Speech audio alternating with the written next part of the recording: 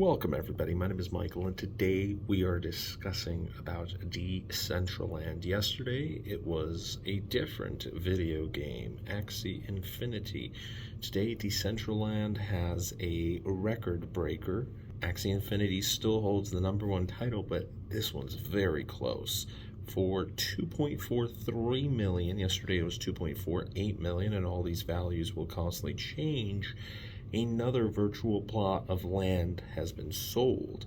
It was purchased by the Metaverse Group and will be used to host fashion shows and commerce in Decentraland's 3D world. Previous record in Decentraland was $913,000, and then this one was worth 618,000 mana, which is Decentraland's main token. Metaverse Group is planning partnerships with several existing fashion brands to build out their Metaverse e-commerce offerings, and their official statement says, facilitate fashion shows and commerce within the exploding digital fashion industry. That's the main objective for the virtual land plot. The head of content at Decentraland's foundation, Sam Hamilton, has stated fashion is the next massive area for growth in the metaverse. It's timely, it's very exciting, and the fact that Metaverse Group has made such a decisive commitment with this land purchase is in the heart of Decentraland's fashion precinct. So you might be wondering, what the heck is going on? Why are these plots of land that are virtual, that you will never see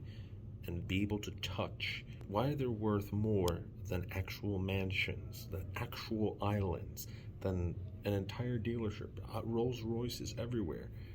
It's because the metaverse is becoming mainstream. So you've got a fair amount of companies that want to get into the metaverse space now. I mean, Facebook rebranded to Meta, and you got Microsoft and Nike who are interested as well, amongst other large cryptocurrency companies that through NFTs, through DeFi, they are now getting into the next step.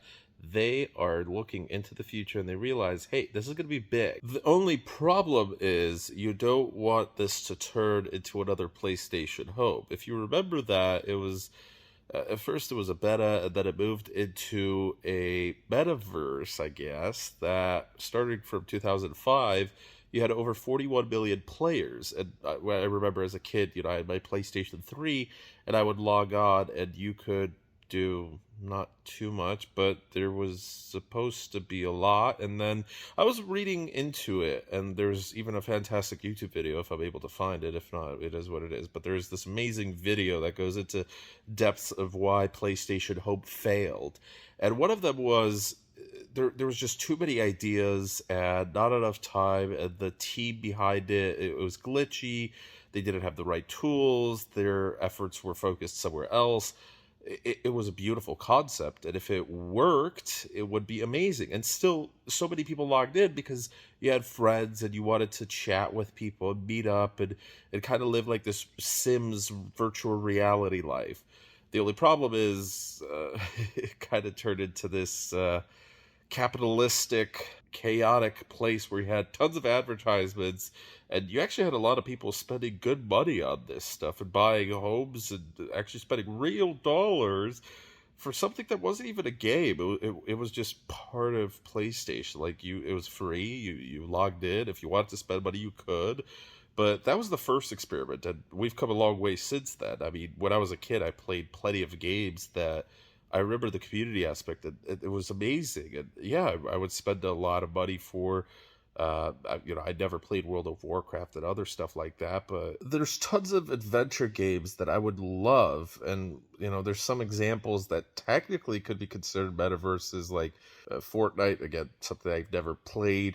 Roblox, something that I played like once, and that was for fun with the buddies, but there's a lot of money in that. And Minecraft, I mean, I remember playing that as a kid, and even Toontown and like Wizards 101 or whatever that was called. And sorta like metaverse is basically a virtual reality gaming world that when you log off, it still continues behind you. People are building, there's constant action, there's stuff that happens even outside of the control of the players. It's changing. The world itself is changing. And now it's advancing even further. Now you actually want to make something more than World of Warcraft Second Life, whatever. It's more like, what was that movie? Ready Player One or something like that?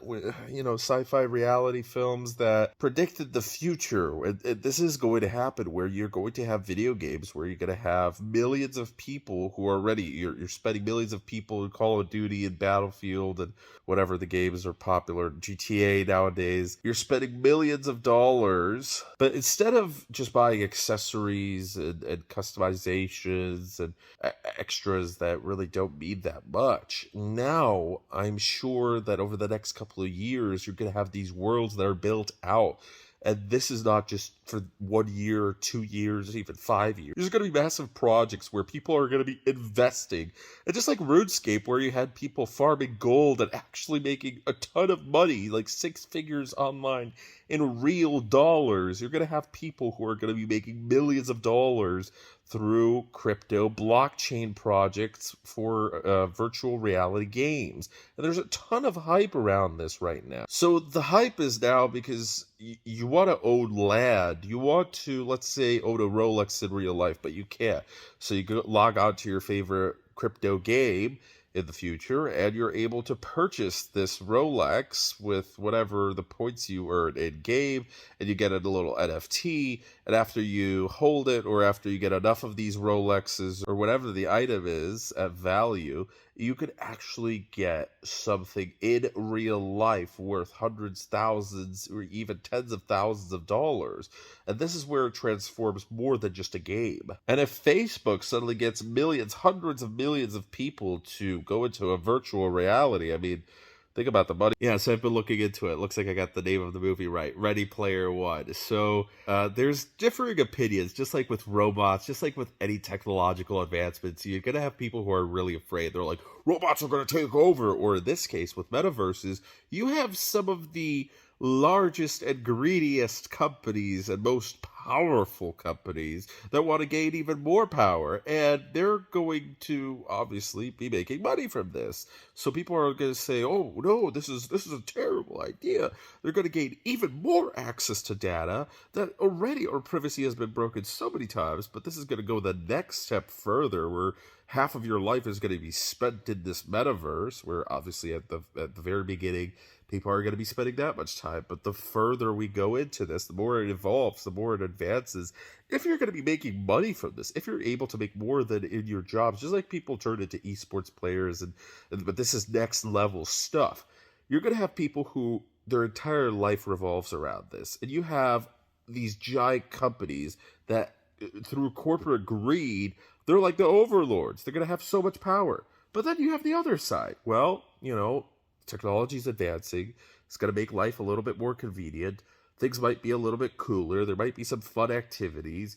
Yeah, it's going to cost some money here and there, but just like with anything in life, you have to spend a little bit of money to have some fun, and that's fine, whatever. Let some people make some money, and you're enjoying it, just like going in a movie theater or enjoying ATVs or ski trips. You're going to be going to a digital wonderland. You're going to be relaxing. Maybe in the future, technology is going to get so advanced that you're going to be able to feel everything.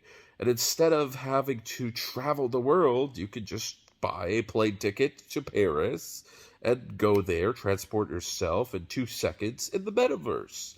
And you can actually see the Eiffel Tower and touch it and feel it. And I know that we're so far off from that. But just look at what's happened over the past year. And look at all these giant corporations taking interest. You don't think we could get there? It's definitely going to be advancing at such a rapid pace that one day we're going to wake up and be like, whoa. I might be ranting, but I get so excited about this stuff because I see these massive visions, and I know that this is going to be huge. Not everybody sees it. Some people are going to be like, oh, it's just overhyped. And yeah, most of these projects are overhyped.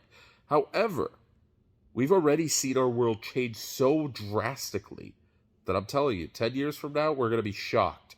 We are going to be shocked. Just like with the internet, just like with iPads and smart. I still remember when I was a kid playing with my LG phone, the chocolate, and I was so happy. And then, smartphones came and video games. So that's that. Thanks so much for watching. Have a great rest of your day. Let me know what you think in the comment section below, and we'll see you guys tomorrow as always. Bye-bye.